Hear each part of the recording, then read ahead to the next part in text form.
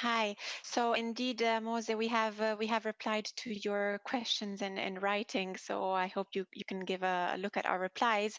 Let me maybe clarify also from the press room that it's two separate issues. So indeed, last summer, the Center for Media Pluralism and Media Freedom published an update on media pluralism in Hungary.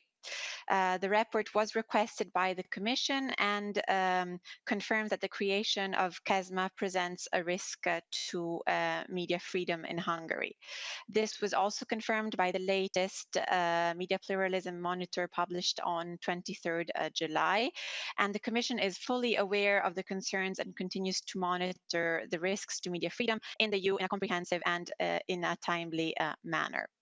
On the merger aspect of your question, I confirm that on the basis of the available information, the creation of KESMA itself did not fall under the Commission's competence that it has under the EU merger regulation. There are a series of criteria, of thresholds that are used to determine whether a merger needs to be assessed at EU level, and this appeared not to be the case. Nevertheless, as I have said already last week, KESMA's market behavior is and remains subject to national and EU antitrust law. However, the Commission has no indication that KESMA has engaged in abusive conduct within the meaning of Article 102 of the treaty. Thank you, Ariana. Eric, it's okay with a follow-up question? Well, I did very quickly read the email. I just received it at the time of the start of the press conference. But it seemed to me that more or less repeated Ariana's replies last week, as she did now again. The question is, because in that report from Italy last year, I mean, I don't think it entered into these legal issues.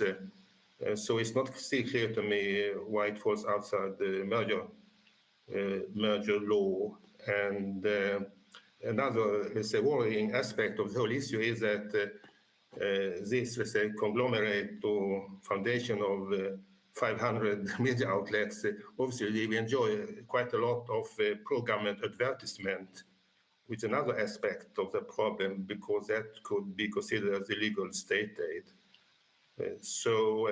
Okay, so my question is, I mean, the last point is, when the Commission itself has financed and, let's say, commissioned reports on the media freedom, the state of media freedom in Hungary, then it's a bit, surprising that it doesn't decide to act on those reports. That is my last question. Thank you. But Mose, I'm going to pass the floor again to Ariana, but the fact that we finance a report doesn't imply that we have necessarily the prerogatives or the powers to deal with a specific tool, in this instance, the merger regulation, on some of the issues which are raised in the report. Those are two completely distinct issues.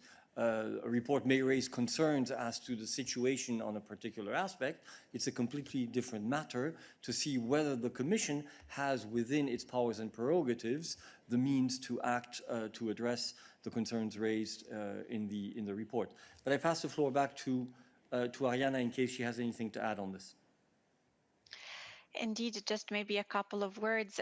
Media freedom and pluralism raise many important issues that go beyond the remit of EU competition law specifically. The Commission fully supports freedom and pluralism within the scope of its competences through various initiatives, and perhaps Adalbert can give an idea of the more detailed initiatives we can refer to, even if this has already been mentioned last week in the press room. So I am not sure whether we want to repeat today. Competition law has a specific role in the treaty of the European Union, and it has limits as a tool. It cannot go beyond what are the competences it has been granted. Absolutely. Thank you, Ariana.